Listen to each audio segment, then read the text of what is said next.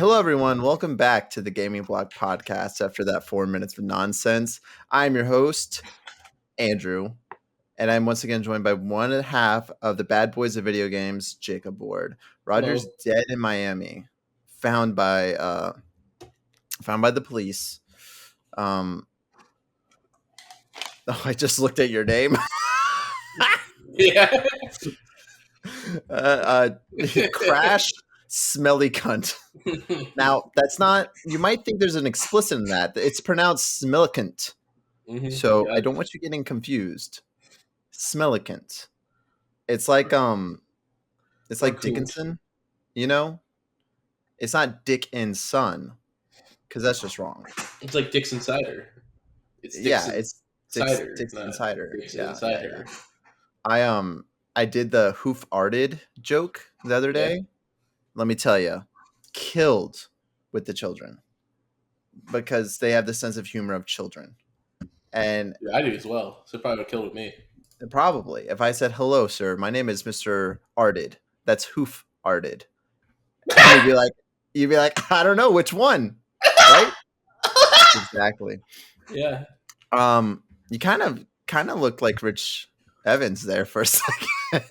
Yeah. I don't know if that's what you're going for, but the way you did that laugh and the way you were when you were non-emoting. I haven't watched Spoiler alert. Red Letter. Oh, I can't read. It's the bit rate on Zencaster goes to like 4. I could see your one love. Well, that's good. I couldn't. What did that for the people just listening to audio? He held up a Taco Bell packet. What did it say on there? It said, wait, where is it? There it is. Spoiler alert. Spoiler alert! Spoiler alert! This is a video game podcast, believe it or not. And Let's show them. rock them if you got them. Speaking of tits, Jake, I've been playing Stellar Blade. Yeah, I saw it. The new game just came out yesterday, and I'm about already 6 hours in, which I guess means I like it. No spoilers, but this game's weird. Did you play the demo? It's on my to-do list. Okay. So you're thinking about playing and all that. Yeah. It's a weird game because I played the demo and I remember playing it, which wasn't that long ago. But the first thing I remember was like, oh, this feels weird.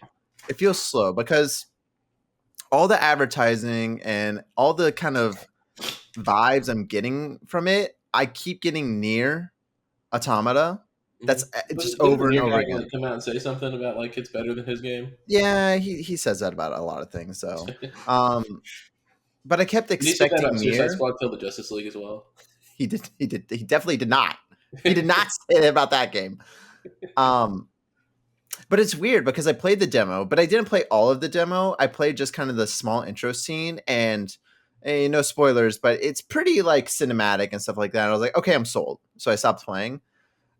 But then playing this game, I played the first 3 or 4 hours last night and I was starting to get a headache because I wanted to play it like near, but it's not near at all. It's actually, and I hate saying this, but it's really more like Dark Souls, which is weird. Whoa, it's the Dark Souls of Nier games. That's not what I was expecting, but like the combat, it's a lot of like one-on-one. You got to be kind of tactical about it. You know what I mean? Yeah. Because Nier Automata is more arcadey and more fast and flashy. That's what I thought this game was going to be. Yeah. And I tried playing Stellar Blade like that, and I died so many times at the beginning because it is not like that. That explains the Dark Souls memes I've been seeing from it, where it shows like her going down the ladder and she does that pose where she slides down, and then the guy in Dark Souls like 2 or 3 or whatever has the pointy hat. And he's going down and goes smacking all of it. Yeah, that meme's great. It's the best. No, but I mean, so with that aside, because I think that was a me thing. That was an expectations thing, and I was expecting one thing. And when you're expecting something that's quick and arcadey, and it's the complete opposite, I was just like, and then the beginning of the game, like the first 4 hours is super linear, which is fine. But again, I was kind of expecting more open, which it does eventually open up. but you're talking about flashing things like that, and I will say this game does ooze style, Mm-hmm. and it's really weird because, again, I think the marketing kind of does a disservice to this game because obviously they were just kind of marketing, "Hey, look, we got a beautiful lady," you know, Yeah, like, "Oh, look how gorgeous she is," and stuff like that, which she's is got more true. than one polygon for her tits. Exactly, and they jiggle obnoxiously, and her butt jiggles obnoxiously. Like, I like Listen, attractive characters. Don't get me wrong. We've gone full circle. We really have. Mm-hmm. We're We've gotten back where to we Tomb couldn't do it, Raider. where we could, for where they said we couldn't do it because of moral reasons, and now we're back because no one cares anymore. Well, like 3 people care. Yeah, I saw Tony some of the cares. reviews. Some of the reviews are giving this game like a 7 or a 6. I was like, yeah, I know why you gave it a 7 or a 6. It's because you don't want to give a game like this an 8 or a 9. Yeah, Which I don't know if just it wait is a till the 9. Lollipop Chainsaw remake comes out someday. Eventually, When is that coming out? well, I thought it was supposed to come out like a year or two ago. I thought it was too. I still had. That's one of the last Xbox games I got. Never Mm-hmm. played it. I know. It's still on my bucket list. It's one of those things where it's like I gotta plug in the 360 to play it because it's not backwards compatible. I have my 360 is plugged in. It's ready to go. I don't think I have a controller for my Xbox, so I think they all broke or died. So Yeah, that's that's a the problem. problem. Is like my best controller for my 360 is my Halo 4 one, which I love, but for whatever reason the A button's really mushy on it, and I Mhm. have torn that controller apart and put it back together, and cannot tell you why it does. It's like that. It just is. Yeah, Microsoft, man. Hmm. Um. Anyways, going back to Stellar Blade, I there's something else that I noticed. This game is very cyberpunk, but not in the way of like 2077. It reminds me of like an Alita Battle Angel cyberpunk. That the way Yeah. the world is and the way the people are and the way that it's designed. There's some missions that I've done in this game, like side missions, where I'm like, this is straight out of Alita. So having that kind of resonate in it has been really cool because I've always wanted an Alita game. And again, it's weird because you wouldn't think it's like that at the beginning. I feel like the game does such a disservice with its opening because the opening feels like Near Automata, which is kind of cyberpunk, but not really at all. It's more dystopian android future, Yeah. which this game pretends to be for a second. And then it goes like completely Dark Souls where it's linear and you're just fighting monster after monster after monster after monster, and it's just you. But then you get to the hub with the city, and then And you then get it to the becomes open like Mario world. Sunshine. So there was actually a battle where I was like, I feel like I'm fighting PD Piranha. I told Susan that. I was like, Susan, you know Mario Sunshine, right? She's like, yeah. I was like, I don't know why. In this game where I'm playing as this like android, whatever, shooting missiles and doing sword combos, fighting this alien bloodthirsty thing, I feel like I'm fighting PD Piranha right now. Did you have to jump on someone's giant belly and water spew out? I didn't, but he was kind of designed like him, and he was like, Oh. brah, brah. And then he was kind of like doing the thing where he got stunned for a second. I was like, this is just like, we have no original ideas. Did he Um, kidnap Princess Peach and or Zelda, depending on your choice? he shot a laser out of his mouth. Oh, that's cool. The game is really cool. I like, and I think for you and Roger both, if you know, God rest his soul, wherever he is right now, Tahiti. being such Dark Soul fans and Bloodborne fans, and you know, you guys like that style of game, which I don't Mhm. mind that style. I've actually never beaten a game like that before, though. Like Bloodborne, Demon Souls, Dark Souls, Liza P, uh, Lords of the Fallen, just any of those games, I've never beaten them because Yeah. it always just like it's never enough for me. But I feel like with the cyberpunk aesthetic of this game, I think it's going to carry me through to the end because I Did really am. Cyberpunk carry you through the end? No, I never got past 2 hours of Cyberpunk, and I tried Yeah. multiple times. Mhm. That I like to give game, that game a chance again someday. The Edge Runners was terrific, and it really made me want to explore more of that world. yeah, not to derail too much, but my problem with Cyberpunk 2077 was it leaned into the Cyberpunk sex too much. Like it was all Yeah. sex. And I was like, there's so much more to Cyberpunk than that. And I feel like this game, ironically enough, with its main character and how sexualized she is sometimes, because some of the outfits are lingerie basically, it Mhm. kind of has that like dystopian sex future with them, but then also the just everything fucking sucks. See, that's the difference. There's a difference between sex and sex appeal. It's Yeah, like you can have a game where it's like just straight up fucking, or you could have a game where it's just like good looking people in skimpy outfits, exactly. And like even with Batman Arkham Knight. bringing it back. And so far, 6 hours in, like, again, do they have giant breasts? Yes. Does she have a big bottom? Yes. But there hasn't been any explicit sexualization of it, you know?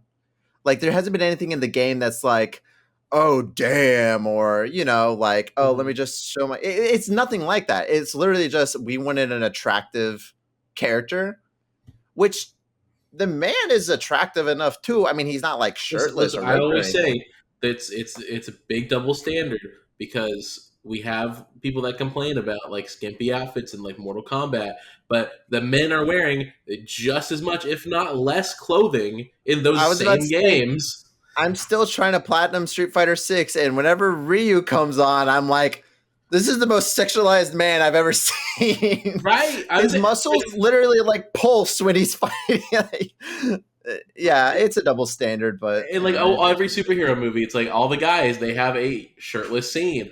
There's no love interest with a shirtless scene in these movies, no, unless it's like a no, kick ass or something. I don't know, maybe, but I've no, seen but plenty of Thors and Ant Mans.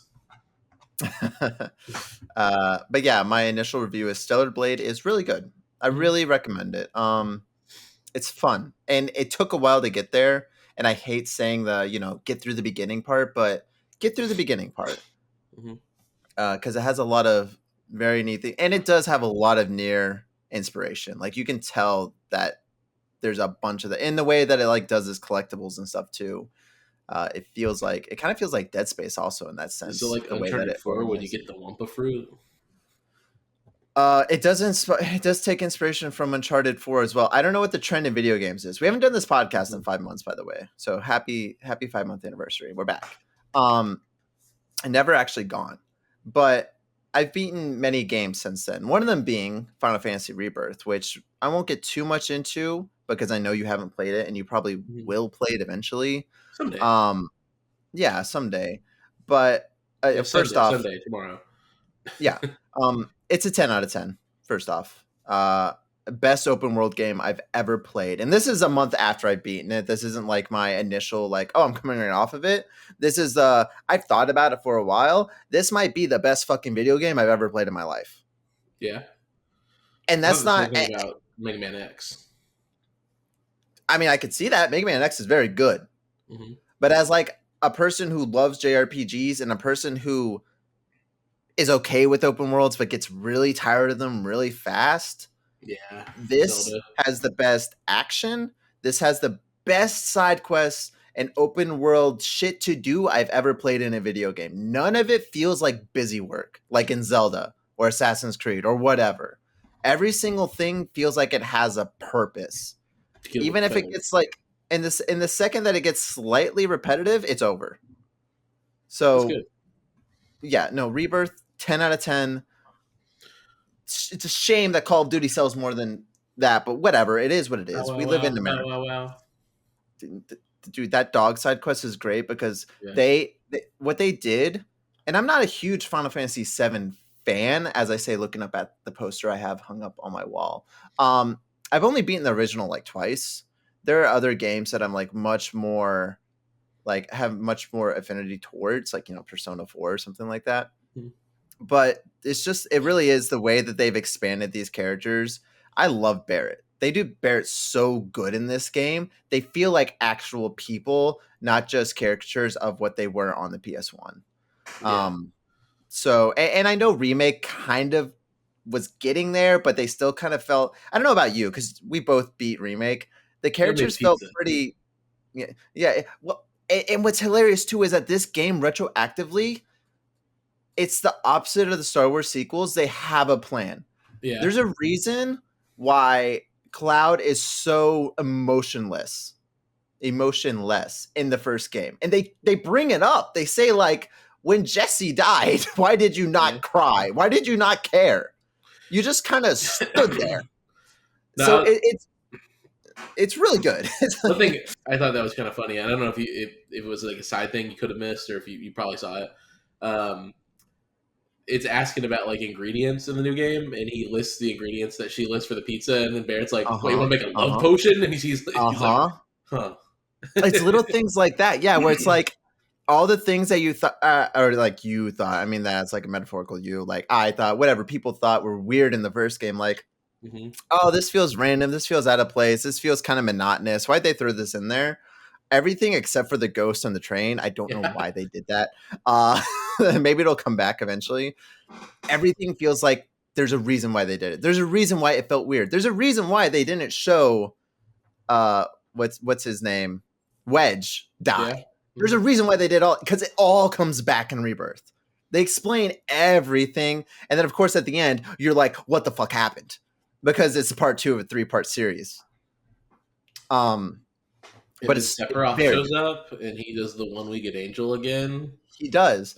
I actually read an interview about talking about the endings, and they're like, why did you have a Sephiroth fight at the end of Remake? And then, why do you have something at the end of Rebirth and stuff? And they were saying like, well, because you're playing a 50-hour game, how do you end the game? We don't want to just end the game with you ending at the highway and then, game over. Yeah. It's like we want it to actually be like an ending to a game. And to be fair, there's still a lot of things like game is game. Minor spoilers, but I don't think you're expecting to say anything.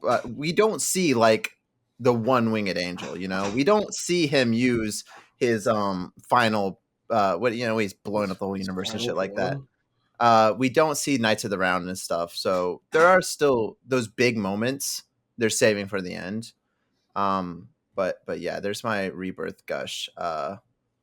You beat Spider-Man 2? I did. How was it? That was a decent game. Right? It fell a little short, but it was good. Yeah, I wish we would have talked a little bit more sooner. Mm-hmm. Tired. It's tired at this point, but busy life. But I still remember how I feel about that game, and I remember beating Spider-Man 2 and thinking to myself, that was good. This is the worst one. And I don't know if you feel that way, but I liked 1 and Miles more than 2. Yeah, I think it was Miles' suit at the end that really kind of spoiled the game for me. You think so? Yeah, it was a terrible suit. I mean, it is a really bad suit, but the rest of the game, that like ruined it. Yeah, retroactively, it made it just so much worse. No, yeah. I thought it was pretty fun. I like what they did with Venom and Kraven and all that. It just felt like, again, every time they try to do a Venom story in a modern adaptation, it just feels really rushed. Because the best way to do it, and like, it would take balls, and also I know what you're gonna say, and I agree. Making sure Avi Arad had nothing to do with it, but you set up the black suit in one game and or movie. Don't do Venom in the same movie. Like have him go through the whole arc. Make that be an arc. It's an arc. It's a movie's worth of arc. Just for him going through, getting his life leading up to getting it, and then going through the motions, and let's have 2 movies with the black suit. Yeah, why not? No, exactly. And then you lead into why it's bad, because it was years he wore the suit in the comics before he took it off. That was my biggest problem with 2 was the tonal discrepancies, because Peter gets the black suit and they're trying to do the thing where like, oh, he's becoming a dickhead and all this stuff. Mm-hmm. But then you do a side quest and he's like, hi, old lady, how may I help you? And you're like, you can't take the side quest away, make Miles do all the side quests at this point. Yeah. I mean, don't do that because you can, but there are still some Peter specific ones that only he can do. Yeah. And then, it was like the game. I really liked the game until Kraven died. Spoilers. Yeah. When Kraven died, I was like, oh, he's dead. And now we had the Venom thing. And honestly, the moment right after that was really awesome. Mm-hmm. And we're going to spoil the shit out of Spider-Man 2. So if you don't want to hear this, skip ahead 5 minutes, whatever. I think the symbiotes was kind of dumb. I didn't like. So that's what I was going to say. Was like, I liked controlling Venom. I thought that was a really cool moment. It's the closest thing to an Incredible Hulk game that we've gotten in like 2 decades. Right? It was so cool. it was awesome. But then it turned, and I get it, it's a video game, and they kind of did this in the first one when the Sinister Six was taking over and the whole city was in chaos. Mm-hmm. But it really kind of turned into, it's fine, but they did it again. And it turned into a cartoon. And it was like, oh, now there's Venoms everywhere. I was like, this is dumb. And it could be a callback to Web of Shadows, because that's what that game did. It was another situation where Venom was the main baddie, and he was spreading symbiotes all over the city, which I don't like that he's creating like infinite symbiotes, because like in the comics, I know he's done it in the past with like the Life Foundation symbiotes and Carnage, of course, but that was like 5 over the course of like years. Not versus like, hey, I'm just now Venom. What's up? Here you go everywhere. Like generally, like the lore of symbiotes is like there's the one, and then it can replicate into another one. And I guess the thing with the Life Foundation ones too is they were like clones. Like I think pretty much. I don't think he really had much of a hand in making those, like he did Carnage, where that would just kind of happen naturally. But I don't know. It's a very video gamey thing, and I get it. Like you made this big hulking symbiote character, and you're only going to fight him like 2 times. You're going to want to make an NPC that fights like him to reuse that, like get the most out of that. I guess. Which I hated the Hulk symbiotes. Those were the worst. Mm-hmm. Yeah, every time they show up, I would use my ultimate on them, and it just made it trivial, but still. Of course. Mm-hmm. I don't know. There's just a lot of things. Like I liked having the tech wheel in the first game and how you could kind of like combine them and like really do combos with them. Yeah. And then they replaced that. I didn't like the new things at all. The new gadgets and stuff like that. I thought. Yeah, I liked the symbiote moves. I thought those were fun. The symbiote moves were kind of cool, especially when you unlock the ability to like take off the limits on like how many enemies they would attack at one time. Like the grab one where like you start with 3 and then you unlock the ability to just grab everyone that's in front of you. It feels like they just tried too much because they had so much from the first game, and then they had Miles, and then they wanted to add even more, and it just became a fucking mess. I knew as soon as I saw Venom in the trailer, I was like, oh, really? We're doing Venom in the second game? Like, like, and I agree too. Like, if the game would have ended right when Kraven died, and maybe you play that one like that moment as Venom, and then it shows him like on the rooftop, and he is like, "There's a new Spider-Man in town," and then it cuts to credits, and then you start the next game where Peter is that character. You don't have the weird conflicting thing. It's like he is Black Suit now. Yeah, and it's like and then you just play as Miles. That would take balls. That would be so much better, but they're not going to do that because they're not going to do that. I think that it was a missed opportunity to make Spider-Man Venom or Peter, and then have Miles have to deal with that. Yeah. I get they want to retroactively have the Harry story, and I like their relationship. I think it's great, but again, it's like really rushed and like forced compared to like everything we had. Forced. It's like okay. All the flashback sequences are kind of whatever, and then they wanted to do anti-Venom as well on top of Venom, which is a whole nother can of worms. Yeah, but the weird thing is they make anti-Venom like not a symbiote; it's like a regular suit almost, but he has symbiote powers still because he's like taking off a mask as if it's a mask still, and I'm like, what are you doing? Just retract it. It's part of your body. Is it a symbiote even? I don't even know. Can he just flop it off on the ground in a big ooze pile? I don't know. I don't know. Will they still have it in the next game? Probably not. No, probably not. They'll have a really stupid odd. Nike suit or Adidas. And he also had like weird lenses as well when he had anti-venom instead of just eyes. It was a lot of weird things, and it's something too where. This is a much bigger discussion, but recently playing the Sony exclusives, it feels tired. They struck gold with The Last of Us, and then they made everything The Last of Us, which honestly was fine. God of War, there's no arguing that's a fantastic game. Actually, they made everything Uncharted 4. Technically, yes, but that came out after The Last of Us. Uncharted 3. Horizon, and they tried Days Gone at varying degrees of success and things like that. But now they're at the point where it is like, if you're gonna do Spider-Man 2 this way, Mhm. you can't have it super grounded and serious in those moments with Peter and Harry and all that stuff, and then New York looks like Ratchet and Clank. It It was doesn't work. it was very much a Spider-Man 3 scenario where it felt like there was just too many plot threads going on, Mm-hmm. and then Venom is there. Yeah, uh, and Venom's here. yeah, I think it would have been. I like the Craven stuff, and I like the Harry stuff, and I think they could have just chose one of either of those and had a decent game. Exactly, I yeah, think you because could this have done game is Craven like, in this game, and then like had Harry there, but have his stuff get more fleshed out in the next game, and then do Venom and all that with it. Like yeah, it's 2 games worth of like story there. or just do something smaller too, because like they Mhm. did do like Kingpin and the Sinister Six And then they in the just same killed the game. Sinister Six off screen in this game. They're dead, like 100%. Like we're not gonna get Vulture or Scorpion or like No, Electro. No one. They're gone. We had our time with them, yeah, but they're gone now.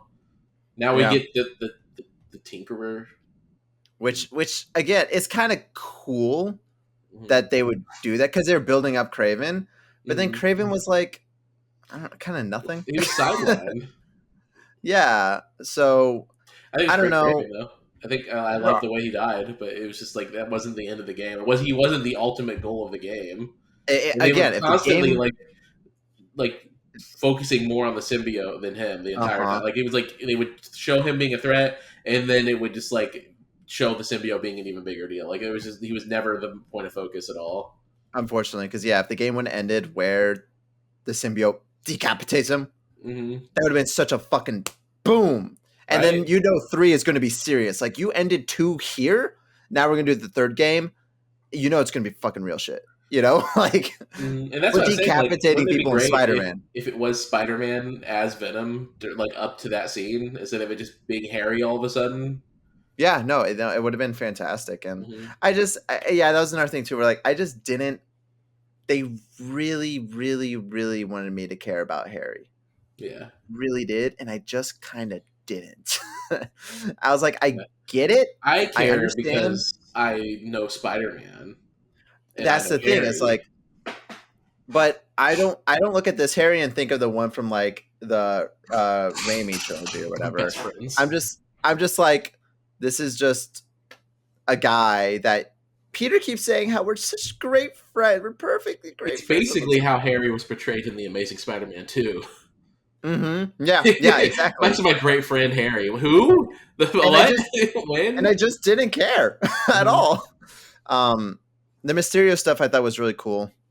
I enjoyed that. Yeah, it's weird that it was like made side content because it's very like integral to Miles' kind of story in this. And that's why it's like, if you would have taken, I feel like Miles is sidelined completely in this game. Well, Like, yeah, it is. It is. It's funny because he has, I feel, more to do with the overworld than Peter, and then Peter has more to do with the story than Miles. mm-hmm, It's like mm-hmm. that's how they split their content. Which is, if they would have just restrained themselves from Venom, which they can't, they Hmm. can't. But if they would have done the black suit, It's and you Sony's do, like just has a huge ass hard on for Venom. Whenever they get like wind or a chance to throw him into something, they're gonna do it. Like they yeah, would have and put him in Amazing Spider-Man 3 100% if they had made that movie. well, if they still do, who knows? Well, that's true. I wouldn't do Venom at this point. They already got a Venom. They just have him team up Um, and be like, Spider-Man 2 sold over 10 million units, so it sold a shitload. hey, he did good. I think. I mean, we're gonna get more, of course. And there's been that leak of like a Venom DLC or spin-off or something like that. So I know he's not done in this universe. No, didn't it show like a little bit of him at the end or something, still alive? I can't remember the No, ending they that well. didn't. It was just like Peter got that stupid suit from Harry, and then Miles kind of swung off into the sunset as like the de facto Spider-Man of this world now because Peter's going to take a break to focus on his life. Yeah. Like, Which and I'm like, that's not very great responsibility of you, Peter. that was something too, where the whole like Peter and his like love life and shit, I just didn't care. Well, the I was thing is, like, this is like so tired. they want Miles to be the de facto Spider-Man. You got to kill Peter. Yeah, but they're scared to. They're scared. Because if you have Peter leave for any reason, that like it hurts Peter's character, because Peter would never stop being Spider-Man. I mean, he has, but it was usually during times of crisis, and there wasn't another Spider-Man for him to rely on. Mm-hmm. Yeah, yeah. But you know, that's also usually during his formative years of like trying to figure out who he is, and now he is a.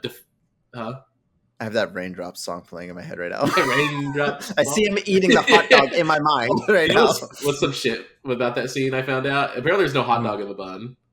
Oh, it's just bread. Yeah, it looks like it's just bread. Because he's I don't know if he still is or always has been, but I guess he's a vegetarian. So he so there's a hot dog in it when he's carrying it, and then when he gets to the close up shot, they take the dog out. He takes a bite of the bun. Good for him. Yeah. Love that. So I was like, that's neat. That's a neat little detail. Did you know? And then we're getting really derailed, but where that scene where he's jumping off the roof to try to get his powers back, and then he falls and hits the car, and he's like, "Just need to focus." He lands on a Ford Focus. Yeah, I saw that. It's hilarious. Oh, it's funny. All of that scene is like a joke about how he almost didn't come back as Spider-Man 2. Mm-hmm. I guess it was supposed to be Jake Gyllenhaal they had all lined up, and then because he hurt himself during Seabiscuit, and then they're like, "Oh," and he was like, "Oh no, I'm good." Yeah, I get through off a horse. It was awful. That would suck. Yeah. Anyways, going back to the game, it's just again, I know it's a lot of negative things happening. It's still a good game. Like I would give it a good 7.5 or 8. Like really thinking about it and reflecting on it, but that's it. You know, it is like I said it fell short. It was a long game, but very long because of how condensed the content was. It was too short. Mm-hmm. And I didn't care for. I hate that they always feel like, okay, we're making a sequel, let's make the map bigger. It's like one of my favorite game series, which you know, is Yakuza. Yeah. And Yakuza was able, until like I think 4 is when they started doing different areas, but Yakuza is able to use the same map over and over and over again, but you expand the map. You let new buildings open up. You go to the top, go to the bottom, like you make it a more rich world. You don't just add more empty buildings so you can swing around. I'm still doing the same thing, but now I'm over a house instead of a tower. It's still the same shit. And there's nothing new and exciting. The Arkham games did, I believe, wasn't it? Between City and Night, they reused the same world, but they just added more detail and depth to it. So it made it more traversable with the Batmobile. You know, those are on my bucket list. I actually have not ever played those games, which is terrible. I know. It's pretty good. I've played Asylum. Yeah. I love Asylum. I played Asylum a lot. Asylum's great, but City I've only dabbled with City, and I've never played Night. But that was just something that was so annoying. And I remember we talked about it, and I think you even made a comment like, well, what do they do with New York? And it's like, well, first off, it's not an accurate New York at all. The streets are more narrow, which I get the swing and stuff like that. And then, like, there's just city blocks gone. Like, they cut them out. If you make it more one-to-one and just add more to it, like, I feel like that would be better than just being like, the map's bigger, because it just screams like, you know, casual gamer. Yeah, it's like a Ubisoft. Honestly, I feel like Spider-Man 2, like the movie game, is a more accurate New York. Yeah, no, or like the Amazing Spider-Man. I remember, like, it was pretty accurate. Because that's the kind of makes me sad is you can't swing over to the Statue of Liberty in this game or the last one. You can in the original Spider-Man 2, but like you'd have to like hitch a ride on a helicopter. It was like really difficult to do, but you could do it. Like, and there's one mission where you actually go to it, but I thought it'd be awesome if like you could like go in the subways and shit like that, or you know, go into certain buildings like Grand Central Station or like the mall at the World Trade Center and stuff. Like, you know, like really open it up and have some more depth in there. Yeah. But no, it's like it's the same game with that mall fight with Rhino and Miles Morales, but we never really had any more like grand interior set pieces in Spider-Man 2. No, and that's a bigger problem with, and we're kind of bouncing around a lot here, but like game development as a whole.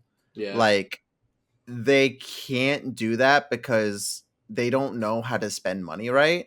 It's actually quite hilarious because I was reading something going back to Final Fantasy VII Rebirth. There's this whole thing of like, oh, it's not selling well and shit like that, blah blah blah. Oh, it's doing terrible. Because we looked at like the platinum analytics or something, and there's only like 1 million players or something, and I was like, First off, there's more than 1 million people that bought the game. Second off, it's not going to do as good as Remake. And third off, the highest selling Final Fantasy game is like 10 million. So this isn't a Call of Duty franchise. It never has been, never will be. We had the same controversy with 16. Square wants it to be a Call of Duty seller. Yeah. It never has been, and it never will be a Call of Duty seller. If I had to guess, Rebirth is probably around like 2.5 million units sold right now.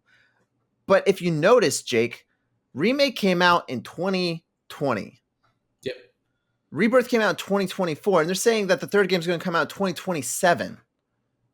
The Last of Us 2 came out, who knows when? Who the fuck knows when the next game's coming out?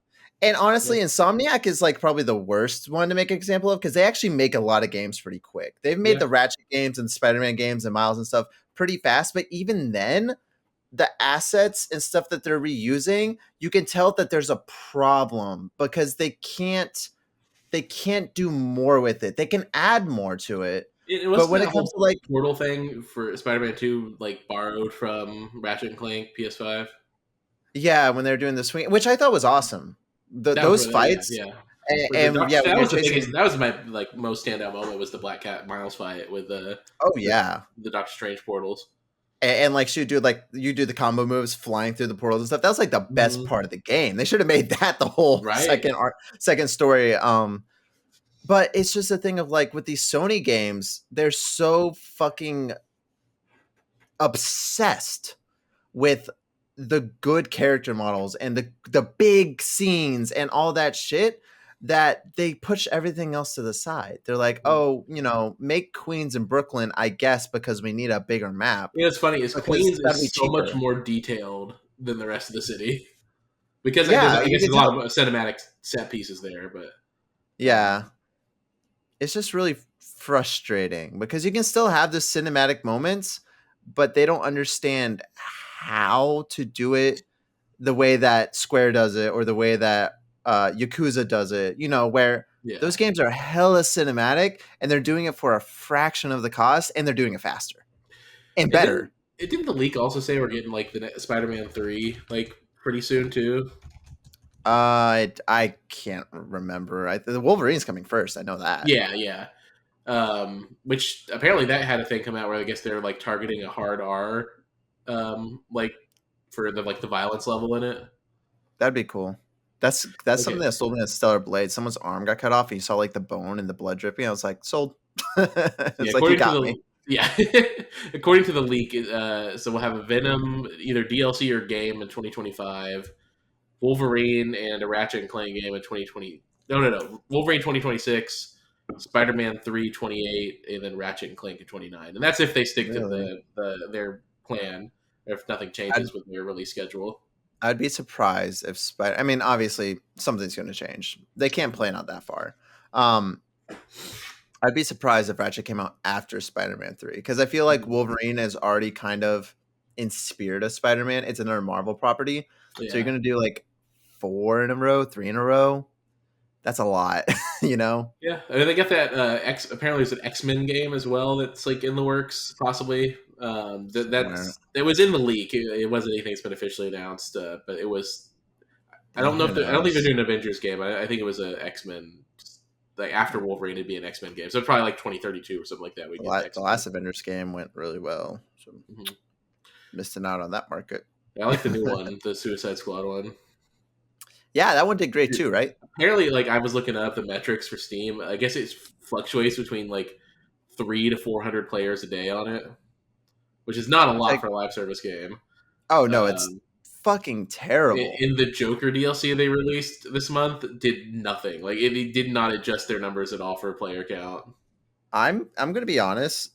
I will be shocked if Rocksteady survives this. Actually shocked, because their last game had the whole like Arkham Knight was fine from what I heard. Like I haven't played it, but I know they had the whole PC port fiasco. But then it took them like 8 years to make this game. Apparently, it's because there was a lot of behind the scenes shit that caused that to happen. Yeah, it was like I think it initially started its life as like another Arkham game early on, and then they decided to change it to the Suicide Squad game, Mm-hmm. but because of like the shifting market with all the movies and stuff, and how that was affecting like what they were trying to go with the image of the Suicide Squad, between the David Ayer and the James Gunn releases, a lot had to change artistically with that. And then a year before it came out, the founders of Rocksteady left. They saw the no one knows why. No, like they've never officially stated why exactly it was they left, and they've been pretty tight-lipped as far as like saying whether it was for negative reasons or they felt they weren't needed anymore at that point or what. But I can tell you this: obviously something founders don't leave before their last game comes out unless it's something negative. Especially if they're going to make another AAA game studio immediately after they leave. Exactly. You don't leave unless A, you're retiring, which they didn't, or B, you fucking hate what's happening, so you leave.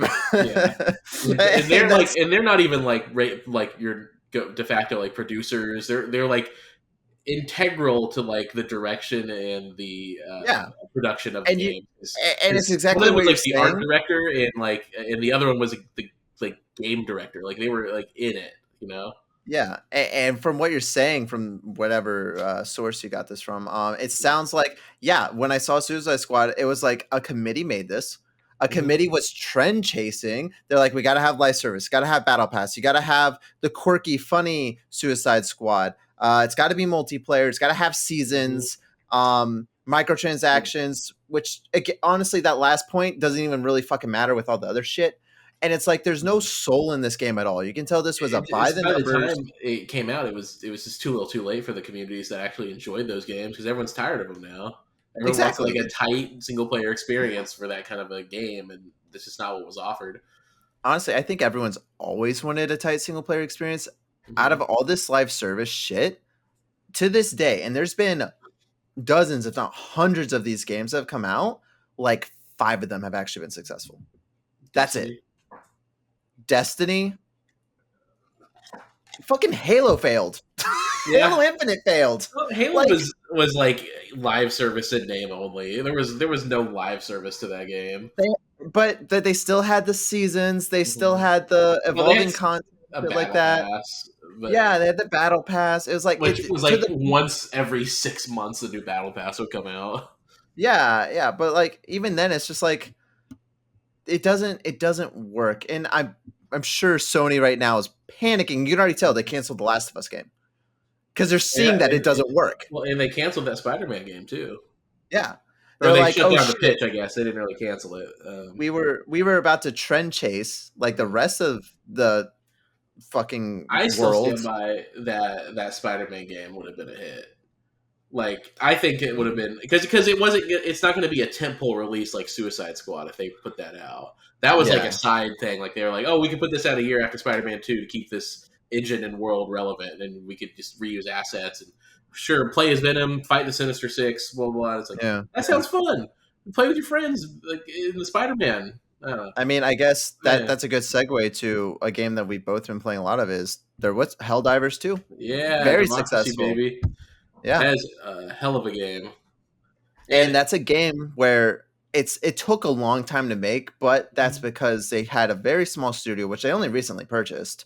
Yeah, that went from a top-down 2D game to so much more. And you can see where this game originally was not like this, and they said change it to have seasons, have a evolving world, have battle passes, but they did everything right. They kept it small and they focused on making the game fun first. Yeah.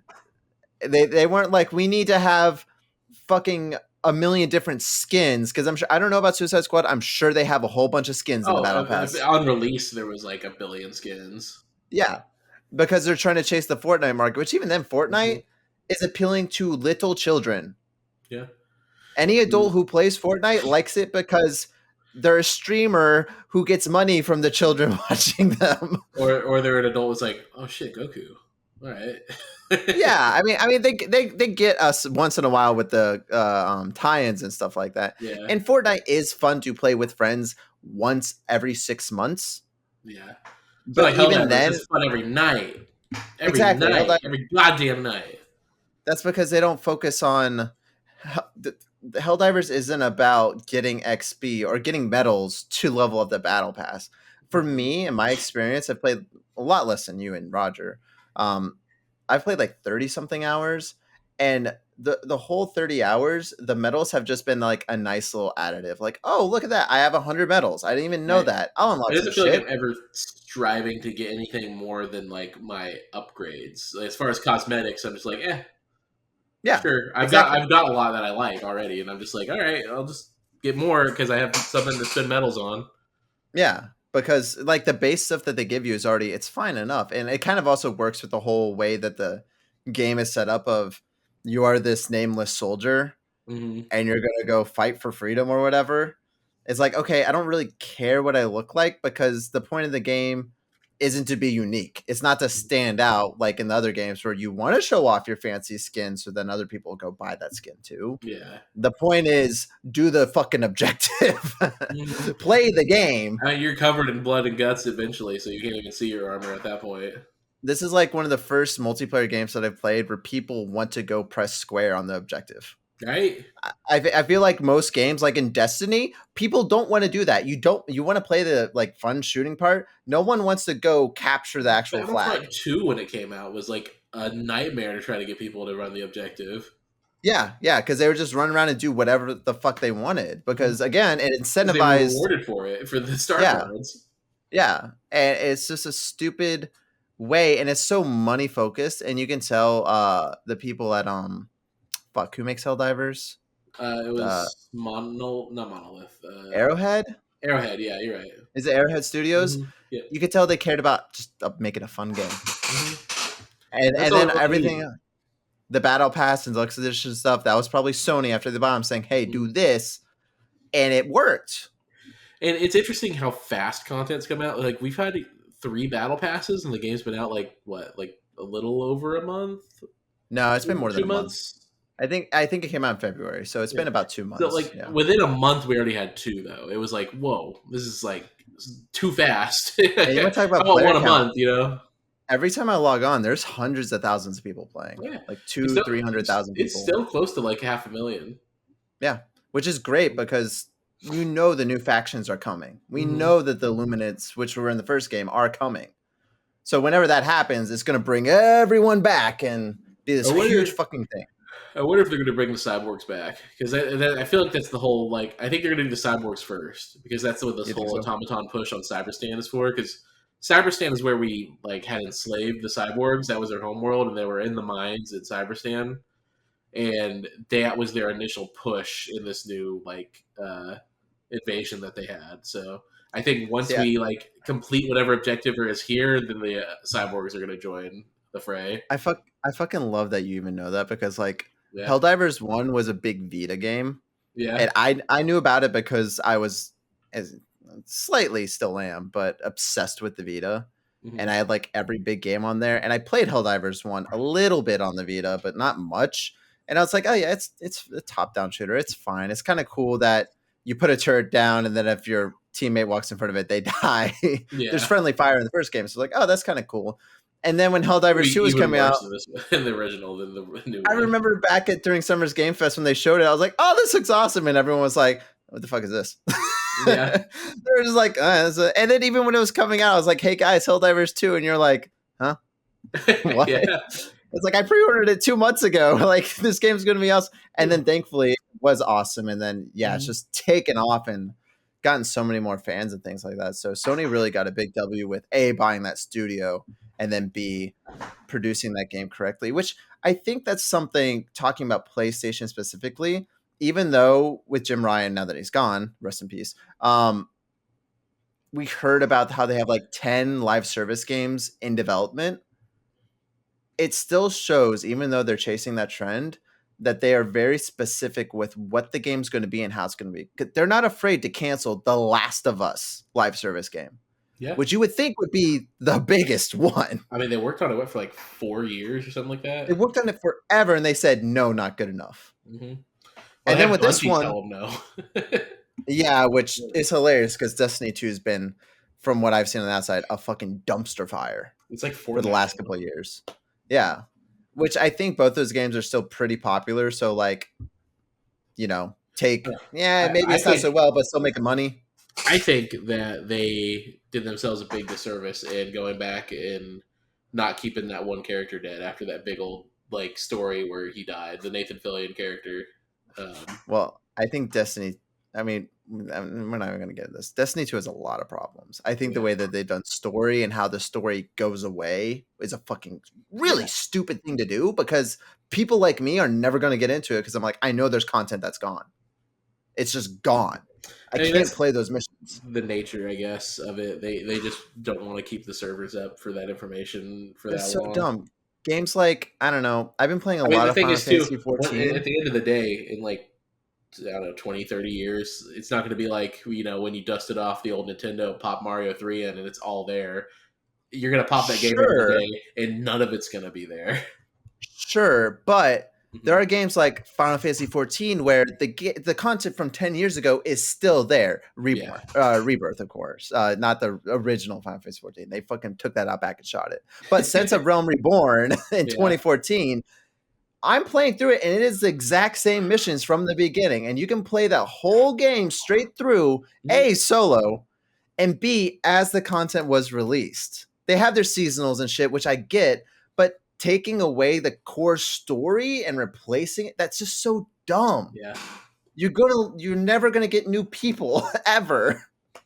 And they've already talked about how like they're gonna make a Destiny 3, which is hilarious because one of the reasons that they didn't like Activision was because Activision made them make Destiny 2. Mm-hmm. And now they're realizing, oh shit, maybe that wasn't a bad idea. But to be fair, it's been like almost a decade of Destiny 2.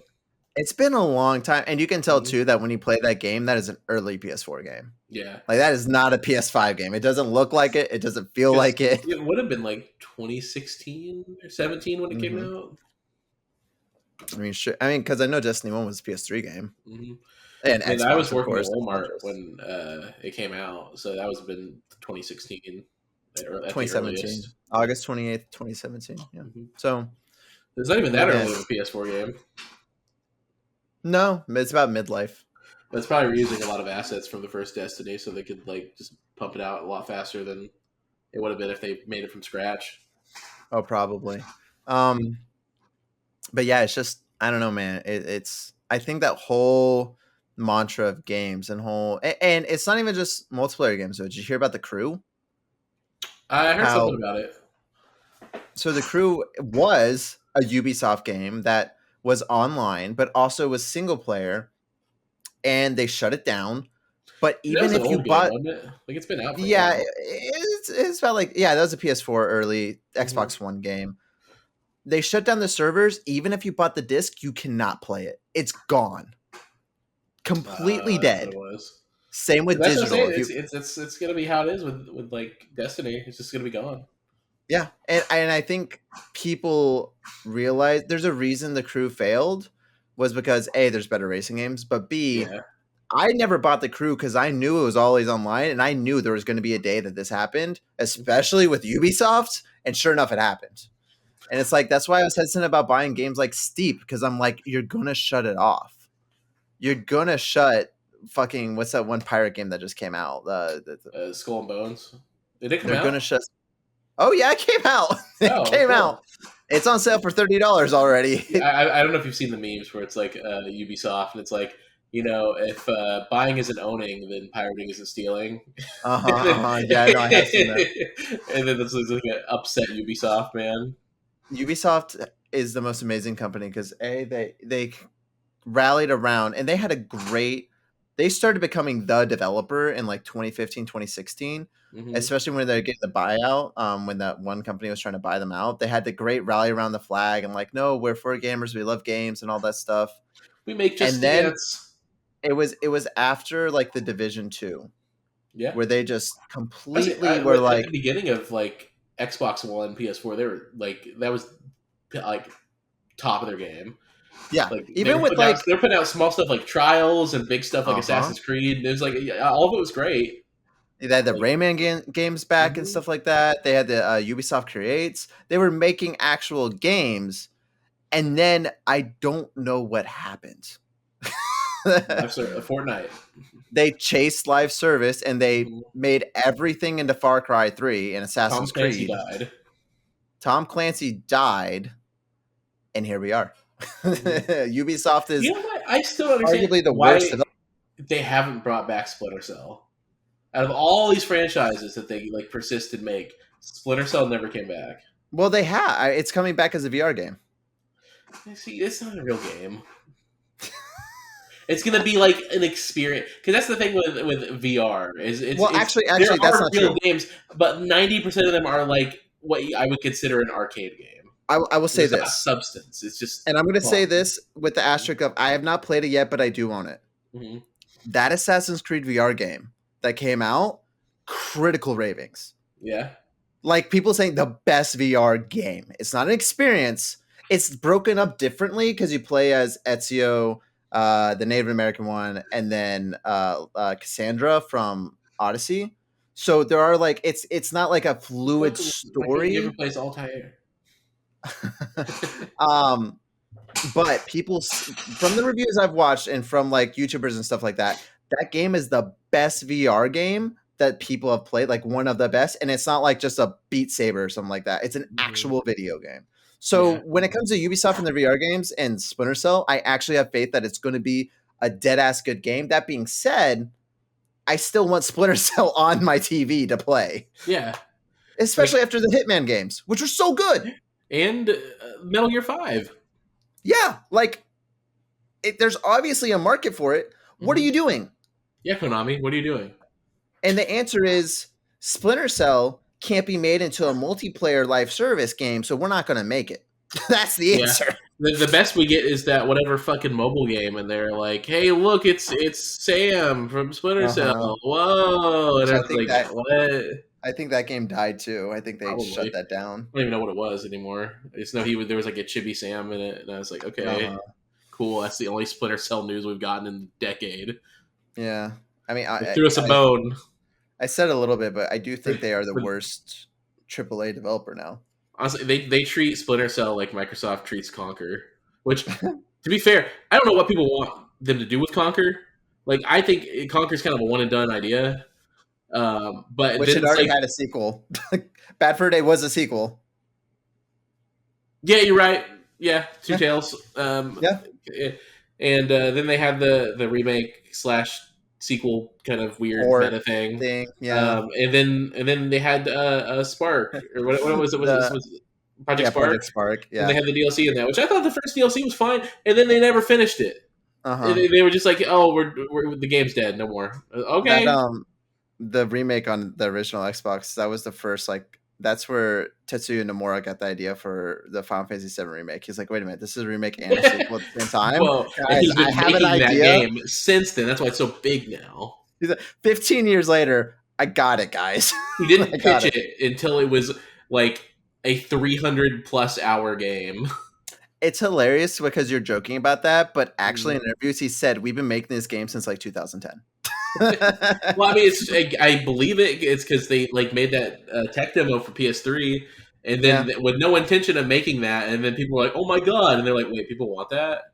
Right. Oh, well, let's finish this project we're doing, and maybe we'll come back to that. Let's put a pin in that." They keep talking about 6 now, and it's like I saw something where they're like, "If we remake 6, it'll A, be the biggest game that's ever happened, and B, take 15 years to complete." And I was like, that's fair. It is a very big game. all I ask is for a Octopath Traveler style remake of the first 6 Final Fantasies. That's all. I want that aesthetic. Or just honestly, like they did with Dragon Quest 1. That's a beautiful looking game. I don't know why they didn't do it for 2 and 3. Those the 3D remakes for Final Fantasy 3 and 4 are awesome. If they did that, why don't you port those? I read that, or I watched a video that the team that made 3 and 4, they were going to do 5 and 6, but then they made what is it called? They made their own game after. That was kind of like their proving ground, and then they went and made their own. Was it a sequel to 4? They made like a 3D sequel to 3 or no, it was a sequel to 4. You're talking about the after years. Yeah. Yeah, they might have made that too, but they made like their own original game because it was in the afterwards. style of a 3D game. It was like in that same engine. They made a Yeah, sequel. I haven't played. I've been platinuming But those were on through. the DS, right? Isn't that like initially what they were Yeah, made for? hmm they're Hmm. on Steam still. Yeah, Uh, I have them on iPhone from when they were on iPhone. best place to Honestly, play. it's probably better to play them on the Delta emulator than it is to play the native iPhone releases of those games. I bet you it is. I Yeah. honestly bet you it is. I've been still going through my journey. I completed and platinumed Final Fantasy 2, which a lot of Final Fantasy hardcores regard as the worst Final Fantasy game, which it probably is, but that's not saying like how Which one bad you it is. thinking? Final Fantasy 2. Two, really? Yeah. Because I want to platinum through all of them. And I've done 1 and 2 now, and now I'm on to 3, which I like 3. I'm only like 2 hours in, but I like it so far. But 2 Because was remember, interesting. we got 1, 4, and 6 in the States, right? Before Yep. they released them all. Okay. Yep. Yeah, those were our 1 on the NES, and then they were Yeah, actually the Super porting Nintendo. 3, but then the SNES came out, so they went to 4 Kind of instead. a mother situation where they like had Yeah. it done and just never released it. And then they skipped out on so far without beating 4 and only playing through half of 6. And I've only played through half of it too, but 5 is my favorite SNES one so far. Which oddly enough, Final Fantasy VII Rebirth has a lot of nods to 5 in it, which I fucking Mm-hmm. loved. I texted you guys something about it, and of course, you Yeah. guys who have not played 5 were like, "Huh?" But I was fucking over the moon about I was it. happy for you. um, but yeah, 2 was fine. It's an interesting game. It did a lot of weird mechanics, and I think it's beneficial that I'll admit it. I'm using a guide for all these because I'm getting the platinum, which means I need 100% it, and you have to fight all the enemies. So I'm like, I'm not gonna fucking miss something. You have to open all the chests too. So I'm like, I'm just Oh my doing a god. spoiler free 100% guide. So all the things that might have been annoying, like because there's a password system in that game where you have to learn keywords and then like say them to other people. I just read the guide of what to say, so I never Yeah. struggled with that. I could see how it could be Yeah, really you call annoying me though. cheating for just looking up the passcodes on the locks in Resident Evil 2. I think it's a little different. It's a little different because eventually I will get there. It's not hard. It would just be annoying in Final Fantasy 2 to keep doing it over and over and over again. That's Right. part of the game. Resident Evil 2 was finding the piece of paper.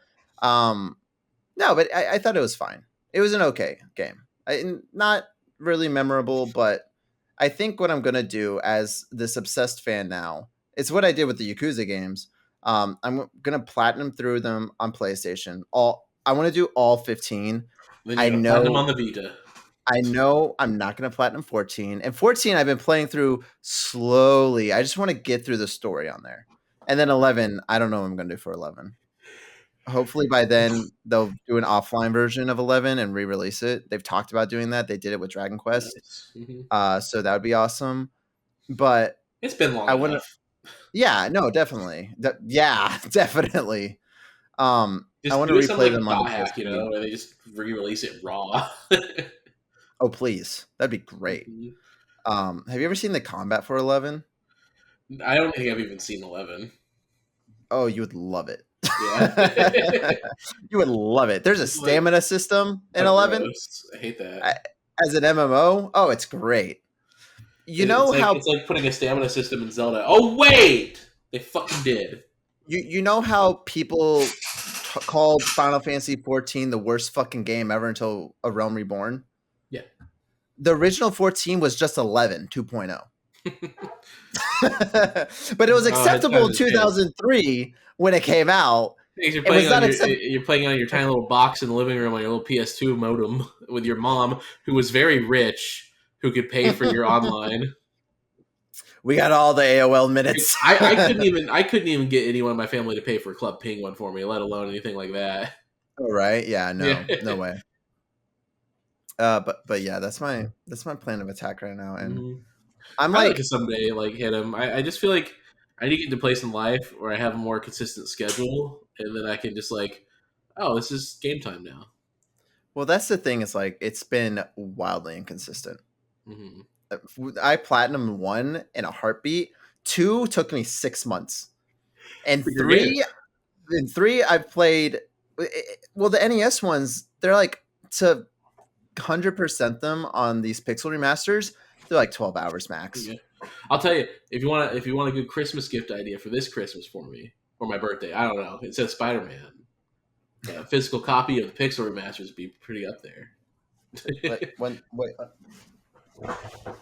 Oh, where you going? There it goes. There we go. Ooh, There we go. There it is. you're playing on Switch. There it is. I'm not. I was actually not going to get this, but then I thought, in 15 years, is this something I'd like to have physically? And my answer was yes. So I got it for Switch. Is the physical like a limited thing, or do you have to buy it straight from them? No, I got this on Amazon. Oh, okay. Yeah. It's a bit expensive. It's like $100. It's like $80 for the. Yeah, it's like $80 after tax and all that stuff. Okay. But that's what I was like. That's what put me off initially from it. Is it's like what charging like $10 to $15 a game for games that have been out for longer than us. Sure, but I feel like and I know this sounds stupid, but like they redid all the music and the graphics do look amazing. And with those games, that's most of the game. And then there's just a lot of quality of life things like the speed up of the battles and you can sprint everywhere. Again, it's like little things, but for me, it's worth it. And they didn't charge like $40 for two of them like they did on the PSP. So I was like, I'm already here. I've bought these fucking games 3 times now. I bought them all on Steam. I bought the collection on PlayStation, and I have it on Switch now. So I'm in too deep. But that was my justification. You've said you never played any of them, any of the Pixel games. Mm-hmm. I tried playing one time, and I didn't know what to do. I just went to the desert when the castle got lost and died. And if you want my honest recommendation, my honest one would be try one because it's the most simple. It is a little confusing. Look up a guide. That's what they expected you to do back then anyways, was to buy a guide. Also, I don't think the physical for PS4 exists anymore. It might not. I think it was an Asia exclusive. Was it? I think so. Because I think this was a European exclusive. I don't think this came out in America. Yeah, I looked up on Google Shopping because I was having trouble finding it. The only listing I could find for a physical like PS4 one is $1,950 on eBay. I want to do that. Yeah, this said like the subtitles are English and Thai. So I don't think it was an American release. So like I said, the physical release for my birthday would be pretty cool. I'll look for it. I'll look around. That's one of those things too. I feel like we get shafted a lot in the States is with physical releases, especially for stuff games like that. Yeah, yeah.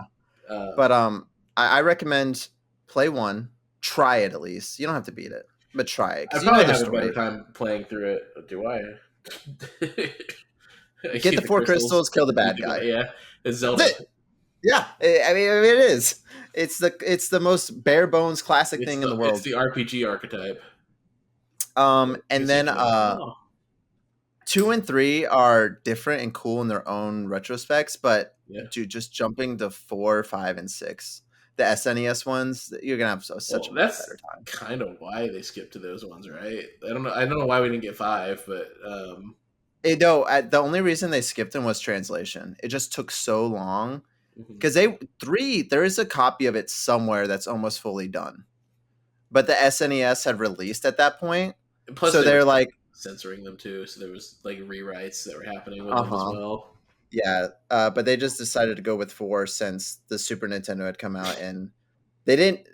It's really interesting actually because listening to the interviews, they're like, we didn't know that there's going to be a new console, and we also didn't know what it was going to be like, and we didn't know that people were going to abandon the old console.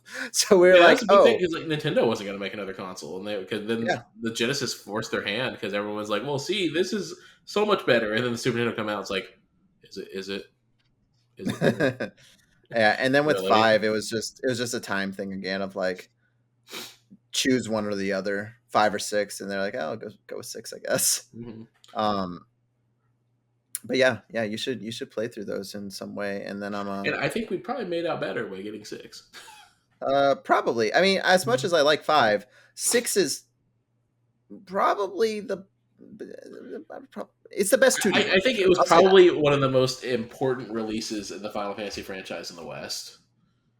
Probably. And Because I don't think, again, I don't know if 7 would have had that install base initially if it didn't have 6 to well, like, lead up to well, it. it's actually interesting because when 6 came out, it wasn't super hot when it came out in America. Or Yeah, 3. When Final Fantasy 3 came out, it kind of had like mediocre sales, but it's not word of and people mouth, you know. and people were like, "It's okay." It was actually after 7 came out that they went back to 3. Oh, okay. And then they're like, "Oh, this is a good game," but at that point people just wanted 3D games. So 6 has never really had its time to shine I ever. don't know. It's weird because like all I know of like Final Fantasy, like it just growing up, like early YouTube was the opening sequence and music from 6 has always been Uh-huh. like, and just the title music as well from 6 is or slash 3 was like the Final Fantasy thing on the Yeah. internet for the longest time. And I think that just is a It's case funny of enough, I never really saw much of Final Fantasy 7 except for Aerith getting stabbed. well, yeah, I mean that's what That's everyone like the saw, right? only thing I know of that game going into the remake.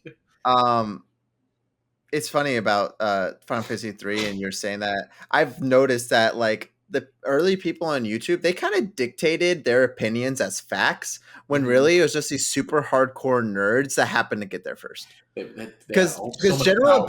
It's so much general power back then. general opinion does not agree with the angry video game nerd or the nostalgia critic or any of these people who say, "Oh, these things suck," and then Well, you realize, "Oh I'll, no, I'll wait, say people don't agree with this." the angry video game nerd is usually not picking on mainstream topics, No, so that's that he gets a pass because he has and legitimate. He goes over the top, but it's like it's stuff that deserves over the top criticism sometimes, I or was it's like I you was don't gonna feel too say bad about it.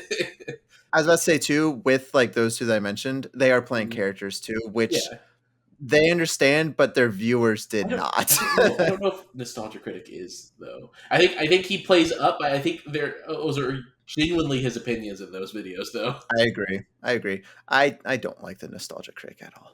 I No, don't like him. I I've used watched his to. videos. Yeah. But I then think I love the more I watched them, dude, my favorite era of YouTube was when everyone had a Let's Play channel that wasn't the Let's Players for a while, so you just got to hear them like chat and talk and be real for a bit. And mhm, Oni, he had Oni plays, and he mhm. would just shit on the nostalgia critic all the time. It's so funny. Like I will say, I don't know if they still do Oni plays or not, but it's just fun every now and then going back to like uh, older series that they did of games and just Yeah. listen to their conversations. No, definitely, definitely. Mhm. Uh this is kind of gaming related, but Rooster Teeth is officially dead. Yeah, I keep They're seeing it's done. weird. I keep seeing them post on like TikTok and shit, and it's like not really endearing stuff at all. It's just like, well, bye, we did it. We've been like, we'll miss you. And I'm like, Mhm. okay. If there was one video I saw that started kind of like melancholy, and I was like, it started like it showed like Blood Gulch and then Ruby and all that. And I'm like, oh Yeah. man, there's all this stuff, and then it was just like, then it just got like kind of Fortnite stupid music, like I was poppy gonna stuff, and I'm like, say okay, what is happening it's with this? it's kind of indicative, and I don't know the financials of all that, but I know that they got shut down by the parent company and stuff. So you know whether they were doing well or not. If they were Warner independent, Discovery, would they be shutting down?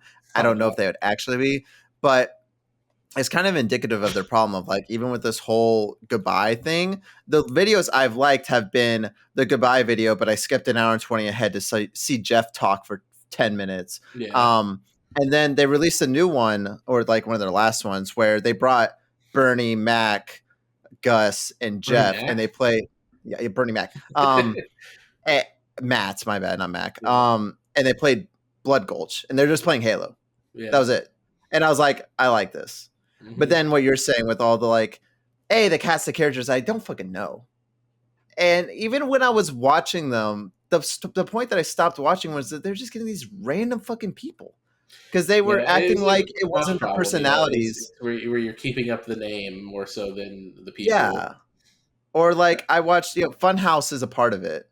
And they're shutting down too because Rooster Teeth Hmm. owns Funhouse. And I saw Funhouse say their goodbye, and I was like, I know Adam, which he's gone, of course, because he was a part of the whole Ryan situation, stuff like that. Yeah. And like Bruce left, and like Spool left a long time ago, but they had like 15 people in the goodbye shot, and I knew two of them, Elise and her husband, who have been there since the beginning, and that was it. And I was like, okay, this is sad that the name's dying.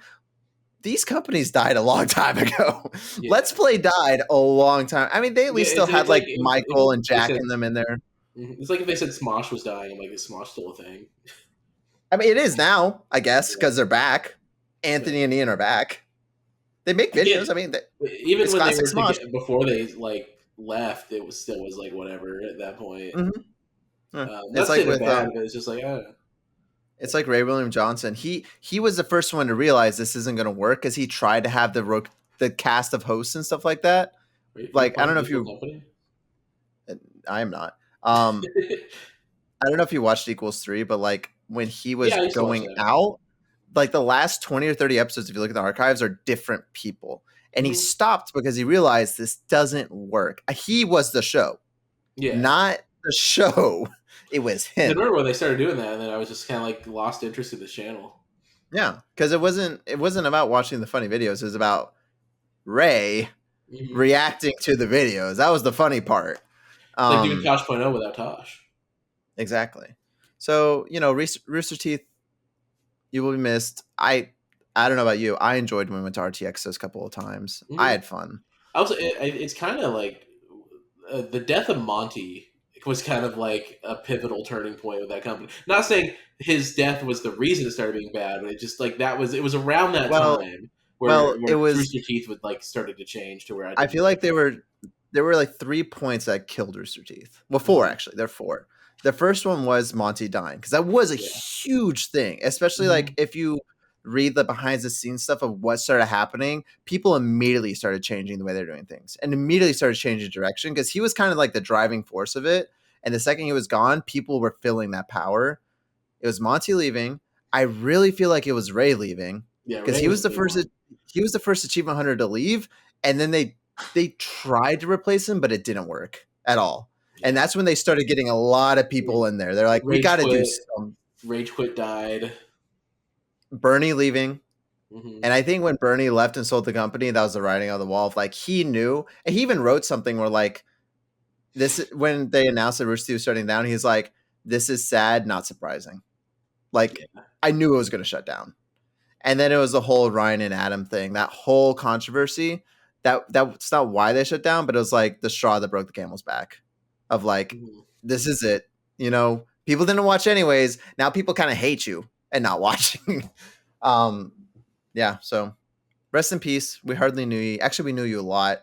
Very pivotal to our childhoods, but I'm sure I feel like I can't say for the no name faces, but like, Michael, Jeff, Jack, Gavin. I mean, Gavin's already got his own. Gavin's got Sumo guys. Like they still rock. I feel like they're big enough to where any of them could start just streaming and they'll be fine. Heck, just hop on a stream with Ray. Like I'm sure he'd be like down to like chat with someone from there. I don't know if he cut ties with everyone, but no. He like I pop into Ray's streams once in a while, and he still talks to them. So and he's friends. I think they're all genuinely still friends. Yeah, except for Ryan. They don't. Yeah, which understandably, I understand why you would not. A, he was the new guy, and B, he turned out to be a pretty bad guy. But yeah, I just like how in a lot of Race streams I see like clips of recently. There's always just some random like VTuber girl that's in there with him. Is Chibi, I think is her name, or Chibi is? Yeah, I don't know, but it's just really funny because like every clip. The only thing I know her for in those streams is to egg him on to do the classic Achievement Hunter stuff, and when he does it, she gets happy. I love that. He made the Tower of Pimps, and she's like freaked out. I saw that clip too. Yeah. I love this arc. That I mean, honestly, Ray did it the best. It's a very smart guy, and I'm so happy for his success because he's so genuine too. There's no other person. There's no other internet personality that I've seen that deserves it more than Ray. I'm like, yeah, he just seems like a cool dude. He wants to play games, and he's not like, he doesn't seem like he's driven by money or anything. He's just like, he seems like a cool guy. Mm-hmm. But yeah. Any other games you've been playing recently, or? I watched the Fallout show. How was that? That was very, very good. As Yeah. someone who is a Fallout fan in name only, whereas I love that world and lore, but never really got into the games at all. Mhm. It's really good. Yeah. I think it does a great job of staying faithful to the look and the lore of the world. So nothing in it, like they said, it's canon to the games too. Yeah. They also said it wasn't going to make any of the optional endings definitive, but they kind of did with having the Brotherhood of Steel in it. There's like, I guess now it narrowed down Fallout 4's endings to just a few that could be canon. Yeah. Yeah. Other than that, like my only complaints was there's not a lot of creatures. So you get like the ghouls, you get the gulpers, and you get one irradiated bear, and that's like it for creatures. Gotcha. So you don't get death claws. Oh, there was some rad roaches at one point. Well, the good thing is there's nothing like it's wildly prominent. Yeah, it's wildly popular, and it's already got renewed for season 2. So I'm sure they have a bigger budget now. So because it's all practical, isn't it? Like, isn't most of it? It's like the power armors, to my knowledge, is all practical because it looks practical. Like it looks great. Like it's I don't know how they did it, but it looks like perfect, and I wish they would do stuff like that more. And they did the ghoul all practically, other than his nose. They did his nose, but his arc was honestly his fucking nose off. Honestly, good props to him. Like he did great. But no, his arc was like the most interesting out of all of them. I thought it was going to be solely like Lucy's show, and it's not. It's all three your main characters, Maximus, Lucy, and the ghoul. They all have their own like stories and plot lines and everything. Kind of like they don't lean towards one, or well, they kind of lean towards the ghoul a little bit more in this the backstory department and everything, because he's a survivor from when the bombs dropped 200 years ago. So he's been around for all of it. Yeah. And they flash back to his life, like leading up to the Great War. And that's some of the more interesting stuff because they don't really ever explore a lot of the pre-war stuff in Fallout in the games or anything like that. I know it for a second because you go into the vault when the bombs are dropping, but you kind of have that just a tiny bit, like naming the baby and all that stuff. But then, so Sean. Nope. But it was that his name? I don't remember his name. So. I think it's Sean. I beat that game. I think that's my problem too. Is that I, like you, was always a Fallout fan in name. I tried 3. I don't know if it just hit me at the wrong time. I think it was too. Like I played Fallout 3 when I was playing like Mass Effect and shit. Yeah. And I was like, oh, I like Mass Effect and Persona and Final Fantasy a lot more than Fallout. So I want to play games like that. I don't like Western RPGs. I don't really like Skyrim or anything like that. Yeah. So I couldn't get into New Vegas. I couldn't get into 3. But then Fallout 4 was like arcadey enough to where I stuck with it. And it was nice that your dialogue options were voice acted in that game too. Yeah, there were a lot of quality of life things, and I get that it was kind of like milked down a little bit, but I kind of like that it was. But after beating 4, I was like, okay, I played it, didn't love it. I guess this just isn't really for me. So when you can go ahead. No, I was gonna say the one thing about this show that's interesting is that since Bethesda has taken over Fallout, all of the games that they have made have been on the East Coast. Yeah, and Obsidian was all West Coast, including New Vegas. This show is West Coast based.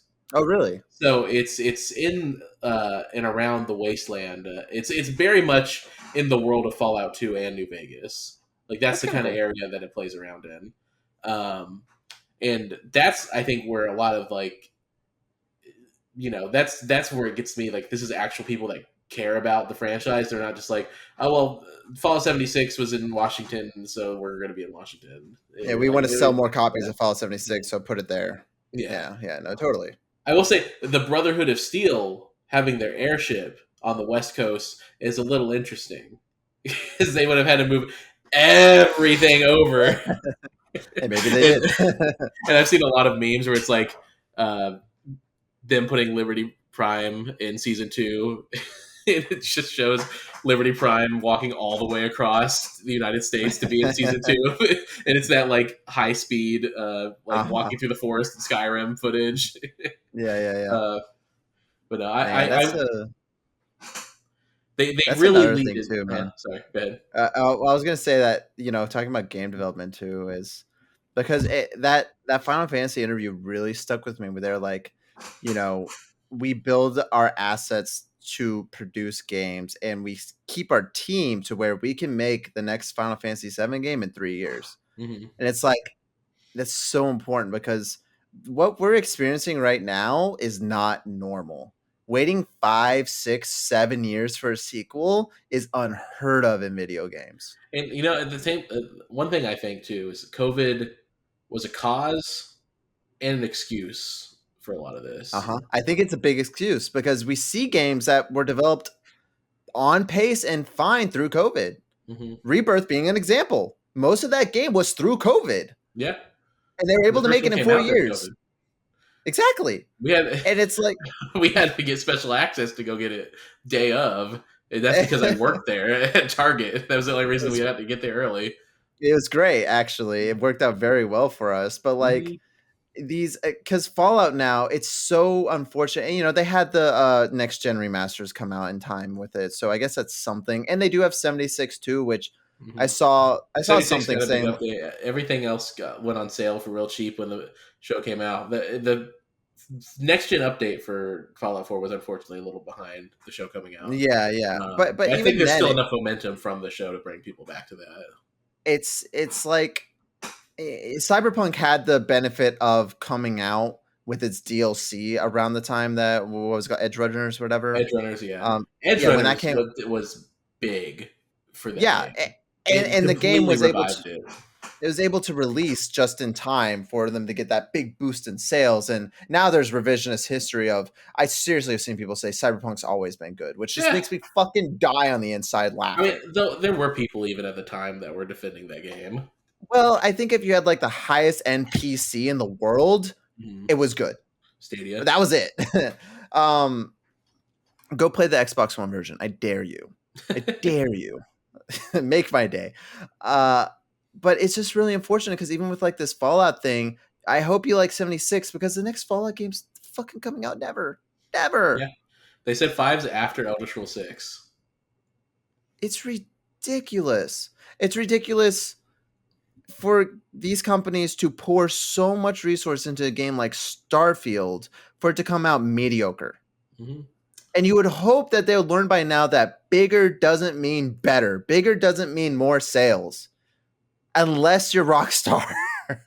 Because Red Dead 2 sold a fucking shitload and it is bigger and longer and more.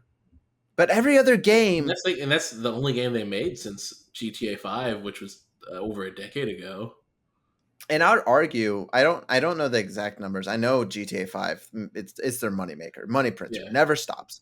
But like with Red Dead 2, if they would have released their Bullies and LA Noirs and all those other games, would they have made a comparable amount of revenue as they did with our Red Dead 2?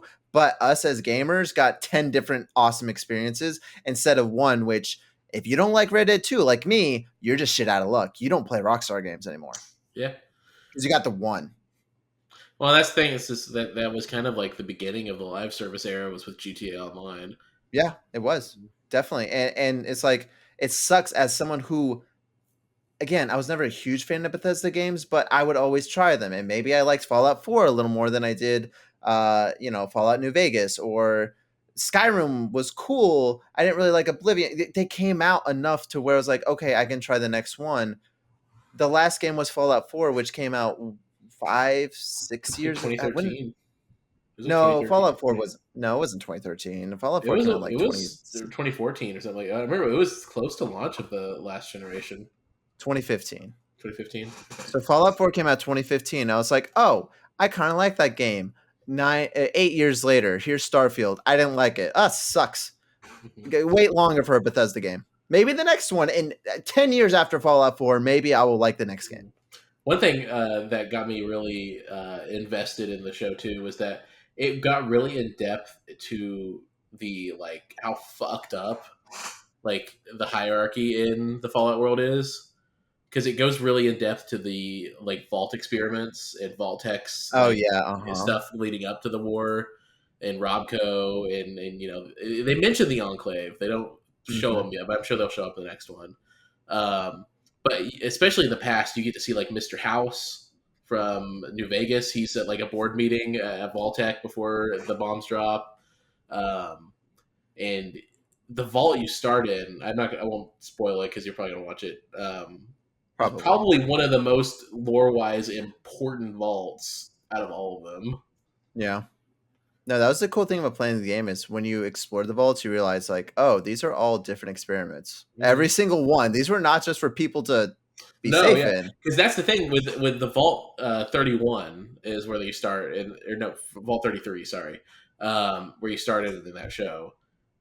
There's like no experiment other than like cousins having sex with each other, I guess.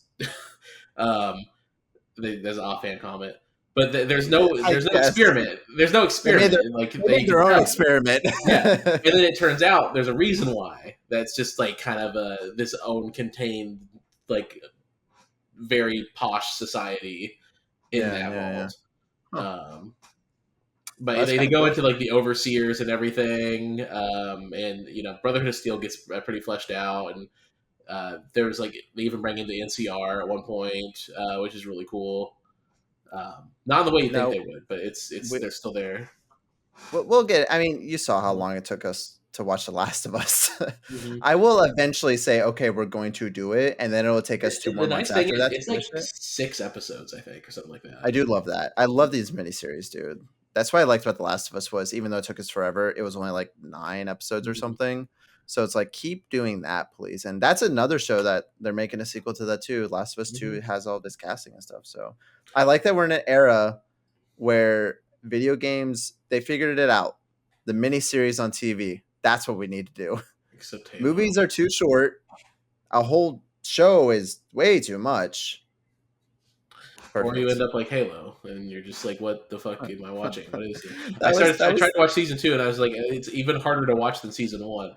People like it more. I don't understand why, but it's... You know the one meme where it's like showing the horse, and it's like super well drawn or whatever, but then I'll have like the derby face. I think that's what it's been with like, it'll show like Edge Runners, Last of Us, Fallout, and like the stupid face Halo. Yeah. And it's like, how did Microsoft fuck this up so hard? How? I mean, like it's weird because it's they did Fallout. Fallout's kind of, but I bet you they didn't fucking touch Fallout because when they bought Bethesda, they said we're not touching them. We're letting them do their thing. Mm-hmm. So really, they didn't do Fallout. I mean, that's technically what they did with Halo. Is they didn't touch. But they own Halo. They made Halo. There's a difference. They didn't acquire Halo. It wasn't an acquisition. That was, you don't say we're not going to mess with it when you created it. It's like, no, there's no one else. Technically, they acquired it from Bungie. They got it in the divorce. But then they always own the IP? Like always? No, not really. They had, I think, because it was originally a Mac game. Halo was Bungie's, so and then they made a deal to make it exclusive. I think they bought Bungie, and then put them in a it was weird because it's like I always thought they owned them, and then eventually they were just like, oh no, we're separated now. Like why would it's just a binding contract or something? Why would you let partnership?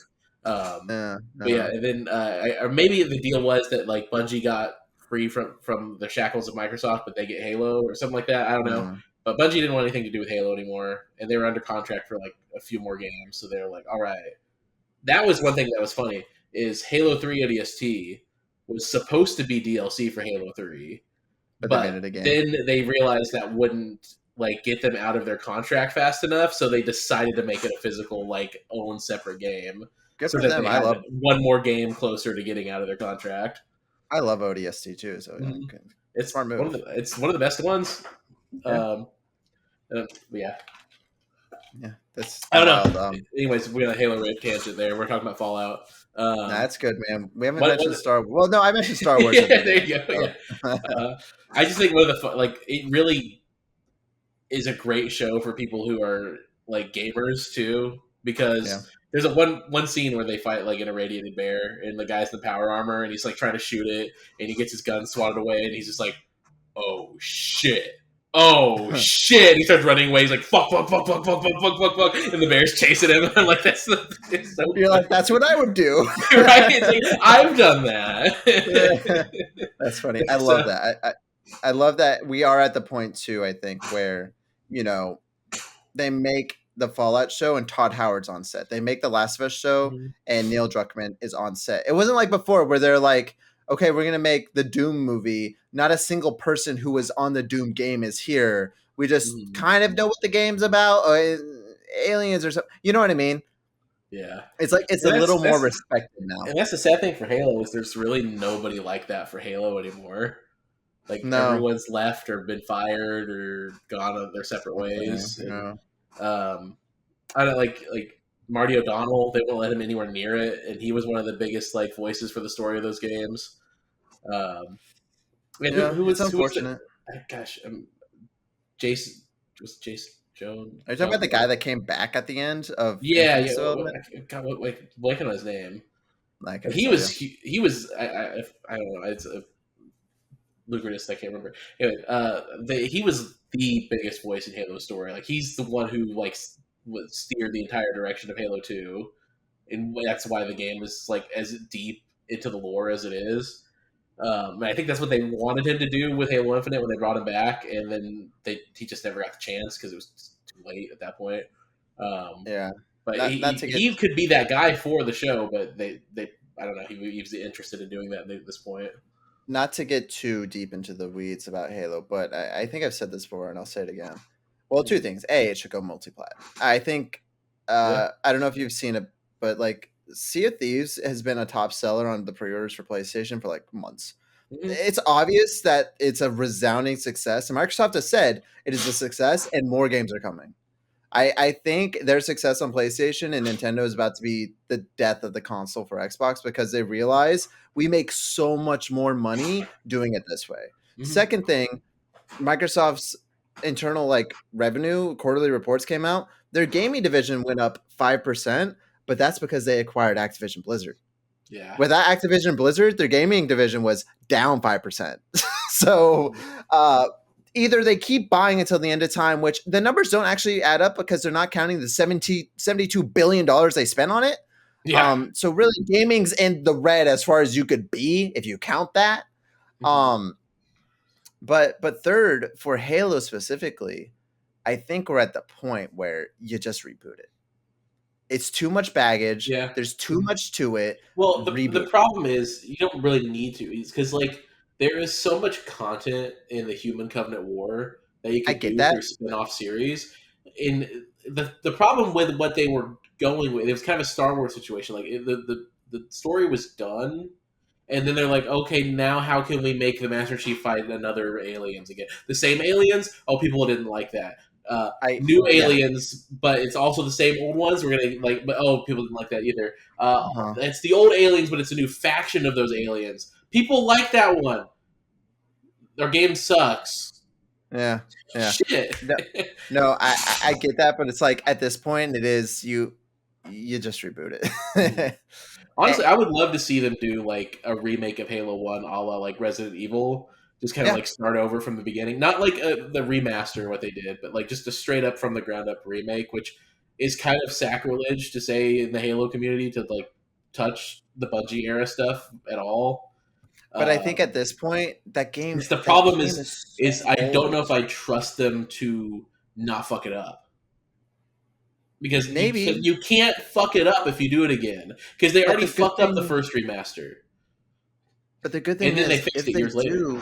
If they do fuck it up, you have those original games. Yeah, that's the thing. It's just as far as like the franchise goes, and like it continuing to thrive and live, you can't fuck up the next one. Like the Infinite was already like a pretty big like I mean, think the only thing that got them through it was the goodwill of them keeping Master Chief Collection updated and fixing decade-old problems in it. Yeah, that was pretty great. And opening the floodgates, no pun intended, on the old like archived data that was like pre-release content, and like just giving that to modders to just do what they will. That was amazing. Yeah, no, that was cool. I know I just mentioned it, but Microsoft's most successful game has been Sea of Thieves in recent year. Yeah, and I honestly, and honestly, it is a good game, but where's Banjo-Kazooie? I don't have any data on this, but if I was a betting man, which I kind of am, I bet you Sea of Thieves is one of the only Microsoft games that's made money in the past decade. Halo Infinite, without a doubt, lost money. Without a doubt.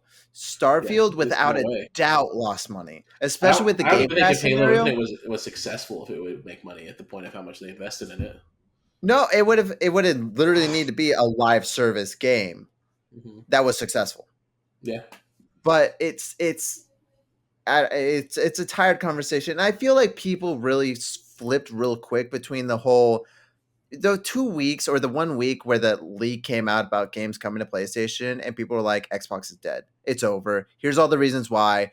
This is what we've been waiting for. To, Xbox is back better than ever. Phil Spencer's like, there's going to be a new console, all this, blah, blah, blah. I'm like, why are we just discounting all of this? They haven't done it. They had one off year that they were good in 2007. Yeah. And that's it. A pretty good year. That was it. Even the original Xbox was not as good as the GameCube or PlayStation 2. To be fair, it would be kind of embarrassing to have a brand called Xbox and not have a box to put the X on. xCloud. Call it xCloud. You can't get rid of the name at this point because that's brand recognition you'd lose if you did. Well, they splashed Microsoft Studios now. It's not called Xbox Studios anymore, so they're already kind of there. You can do that, but the name of the system and on the box is Xbox. No, I get it. And I could see them. I think you could do both. You could still have your box and also have your games multi-platform. There would be less reason for people to buy your box. Oh, for sure. There already isn't much. No. I look at my Series X every day, and I'm like, what a dust collector. I think the best thing they ever invested in, though, was backwards compatibility. That is the most...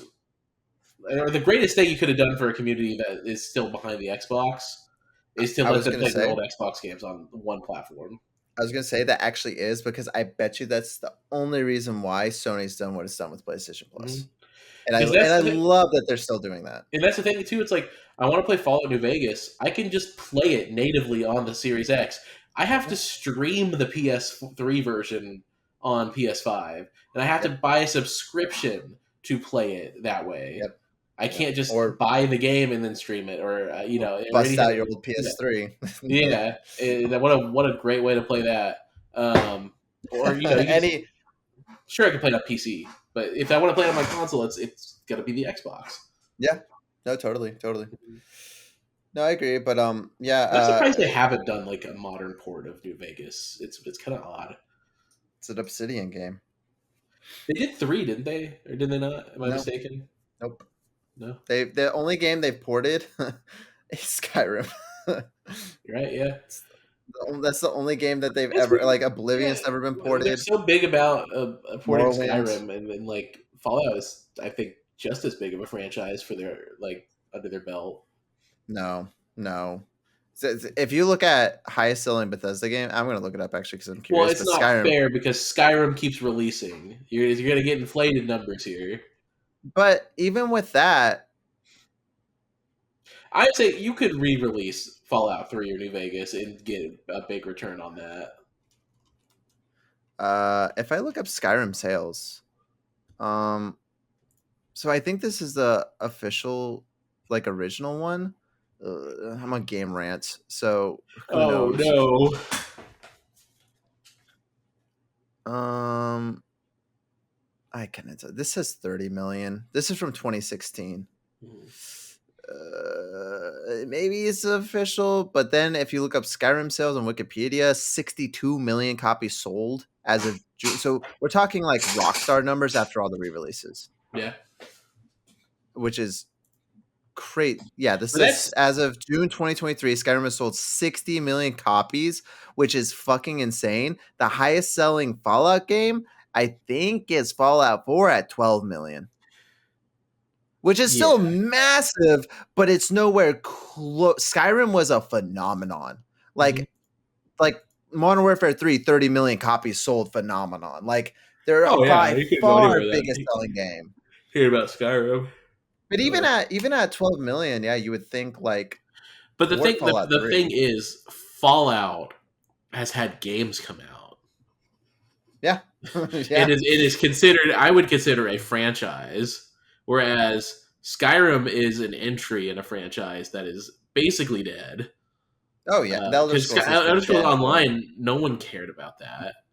Which actually the second highest selling game is Elder Scrolls Online. It's like 20 million. Yeah, but it's so I guess it has its players. Yeah, but the thing is, Fallout 76, it had a pretty shit launch, but people love it now, and people are playing it. I guess people love it now. I saw Vinny went back and played it, and he was like, "Yep, this is 76." Yeah, and he was like, "I still don't like it." Because I guess there's a whole like card level up system or something. I hate the cards. Can we stop it with the cards? Stop putting cards in games unless you're making a card game. Well, what if it is a card game? I hate it. That's what I hated about that Midnight Suns game. It was like, oh, this is a great game, except it's cards everywhere. Yeah, it's Paper Mario Color Splash cards. Yeah, it's not fun. You're not creative. You're not funny. It's stupid and lazy. Build my deck. No, leave that for the deck building. Honestly, I will say, anytime I see like cards come on screen as a gameplay mechanic in any video game, it has immediately killed my interest in playing that game. Yeah, no, seriously, like it has for me too. And I understand that there is a small population of gamers that they are obsessed with it. They love it. That is like their thing. They see the cards, they're like, best game. This is a very small amount of gamers that are like that. It is not the general. I feel like that one game, which was like a card game, escape room, kind of like mental, like puzzle game, was like the most interesting one I'd seen in a while. But other than that, I'm like, eh. Like that one kind of made that concept work for me because you're like, it's more than just the card game going on in that. Like you're also trying to like solve puzzles and clues and all that kind of shit. While the card game's more of a facade to keep the game going. Mm-hmm. No, definitely so. But yeah, Fallout show sounds good. Right. I know what you're talking about. I don't know the name of it. I can't remember the name of it. But I definitely watch Fallout. I recommend it. It was probably one of my best watches this year. I probably won't watch anything until Deadpool and Wolverine. Yeah, I'm excited about that. Mm-hmm. See the trailer. What do you think is going to be the next game that you like actually like really play through? Fallout 5. What? I'm not going to touch another game until 2030. No, do you have like a game that's like coming up, like hasn't released, or like just one on your back burner? They're like, it's this is the next. Honestly, one. As far as games coming out this year, I don't fucking know. But I've been playing a little bit of Fallout 7. I keep wanting to say 76, New Vegas, and I need to go back and finish Arkham City because I started playing that. And it's still fresh enough in my brain where I don't feel like I need to restart the game. That's the worst is when you take that big break. I stopped playing Persona 3 Reload because of Rebirth, and then I put 100 hours into Rebirth, and then I went back to Persona 3, and I was just like, where am I? Which there's a calendar system of that, so I kind of inherently knew where I was. But then it was just like, I don't remember the last thing I was doing. I'm trying to platinum this game. I don't remember the relationships I was focusing on. What's happening? You know what I mean? It's just like, ugh. One of the best lost things in video games, and I only ever remember Pokemon doing this, was the recaps in Fire Red and Leaf Green, where you like it would have actual like, I don't know how it determined how it would record your gameplay, but it was you recorded your gameplay from snippets of your last gameplay session, and it would you would kind of be like, oh, okay, I'm right here. And then they transitioned to having like a journal, which was okay. But. Yeah, which ironically, Pokemon, you don't really need that because it's kind No. of a linear game, but it was nice regardless. I like that it was did a it. cool concept. That was always the thing with the remakes that they did. They would always throw in like a new concept that would be kind of controversial for a mainline entry, or they would like play with ideas and stuff in Yeah, the remakes, and then that's actually a smart idea. Mhm.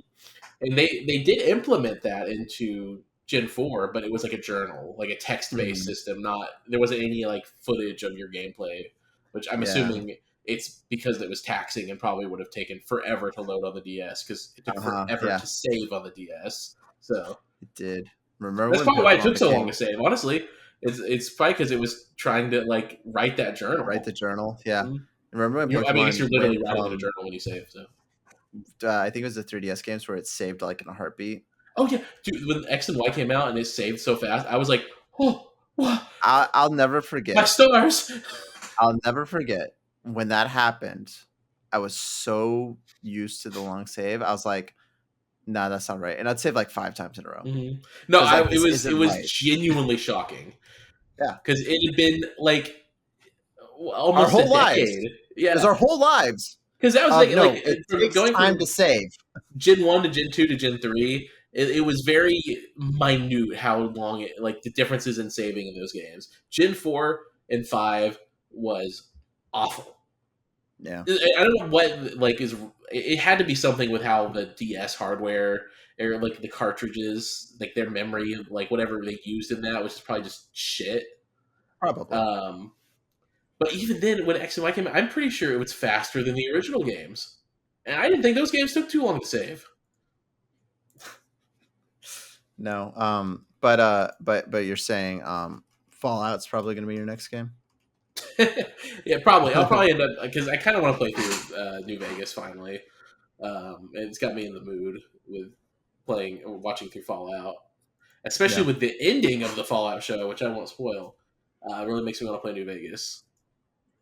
My face probably just got so bright there for a second. Just check some. Yeah, no, that sounds good. I think for me, I've been telling Susan like I'm just juggling 8 games. I'm one trophy away from platinuming. What is it called? A PGA Tour Yeah, 2K23, and the last platinum is or the last trophy is I need to get to level 25. So it's just a grind. I'm like level 20, so I'm yeah. kind of right there. But that much golf for a person, it kind of hurts. But I'm about to platinum that. I'm still one. I need to win 2 more fights in a tournament to platinum Street Fighter 6, but I have to wait for the tournaments to actually happen, and I suck at Street Fighter 6, so we'll see if and when that happens. Helldivers 2, I'm 4 trophies away. So I got I've been like one I left. need you and Roger to just get off your asses and play with me I just got a together call from because Roger like 15 minutes ago, so he probably wants to perfect. play. Um, so I'm trying to do that. I went back to Final Fantasy 16, and that was actually the one where I went back and I was like, I don't remember what I'm doing. I don't remember how to play this game. I don't remember anything, but I'm 58% of the way through the game, so I'm not restarting. Right? No, but I think Stellar Blade right now. I was like I said at the beginning of this podcast was I started that game and I was like, I don't know about this, but then the gameplay that I did today, I probably played like 4 hours today. I really liked it. Really, really liked it. So I think I'm gonna stick with that, and it really is just the combat is so good. And the music, it's so weird because it has vocals in it. Like all of it. All And it's right, all Korean. that's cool. It gets a little annoying after the 4th hour, but it's good. It's good music. I turned it down eventually. I was like, this is too much. But yeah, I'd say Stellar Blade. And then that Thousand Year Door remake's probably the next big game coming out that I'm gonna Oh play. yeah, I guess that is. I'm probably gonna get that. Like that's Anecdotally, I saw it's very disappointing. Locked at 30. Yes, I am. That's why I'm doing this. What was that from? That was from the the Game Game Awards. Awards. He showed up. Please wrap up side. Obviously, I'm saying what are we going to play? That's kind of an indication that we're wrapping Yeah, up. I know. I was joking. It was a joke. What was I saying? I was saying Thousand Year something. Door. I felt. Oh, it's locked at 30 FPS. The original Locked at wasn't 30 30 frames. FPS, wasn't it? Nope. Original was 60. It's weird. That's gonna make button timing a little awkward. Yeah. So, anyways, as Jake was indicating by the sign, it is time to go. And if you noticed, This wasn't like a normal show. And I didn't want to start off the show by saying this is a normal show. I just wanted to kind of flow with it and see what would happen. Now, this doesn't mean that every episode is going to be like this. I do want to still report on the news sometimes, do game release stuff. But I also kind of just like having a conversation because it's natural, it flows well, and I think it's a little more exciting too, a little more fun. So, Jake, thank you so much for joining me. Hopefully, we can not wait 5 more months after this, but who the fuck knows what's going to happen? Right. And hopefully, Roger. Maybe I'll just quit my job and do this full time. There we go. You know what? Get on. I saw on Zencastr. So whenever we migrated to Zencastr, just Zencastr's things alone, over 2,000 downloads. So pretty good. Nice. They were all me on different devices. For being wildly inconsistent as we are, it's not bad at all. But thank you for joining me. And yeah, hopefully we get some of the other kids back next time, Ida and Roger and whoever else wants to do it. Honestly, I'm always open. Hopefully I sound good too. First time using this new mic. I've been excited to use this and then we just haven't done it. I swear every time we do this, it's been long enough for you to say I have a new mic I want to try out. No, surely not. I used the old mic quite a while and it was really starting to kick the crapper. But this is now an official Elgato whatever shit. It's got the little arm. It bends around. So anyways, thank you so much. Thank you for listening. We have a Patreon still, believe it or not. Patreon.com/slightlyemp if you'd like to donate to us. Jake needs cat food for his cockroach. So send him cat food. I have lizards over here. Yeah. Susan almost had a heart attack. We went out for a walk, saw a lizard. And mind you, the lizard ran past me first. I had no reaction because it's a fucking lizard. I don't care about lizards. They're insignificant to my life. Right behind me, the loudest screech, and she jumped because of the lizard. And I'm like, and we've had one in our apartment, and she yelled like code blue or whatever and was screaming. And I'm like, it's a lizard. If it was a snake, I understand. If it was a bee, maybe. The lizards will take over our society. We're gonna watch step in evolution. We're gonna watch Amazing Spider-Man. She's just gonna cry the whole time. Lizards. I want to turn people into lizards. Yeah. Anyways, patreon.com/slightlyemp, and then obviously share this with your friends and stuff like that. We do greatly appreciate it. So thank you so much. What the fuck happened to Dr. Connors in Spider-Man 2, by the way? I don't remember. We'll catch you in the next episode. Goodbye. Bye.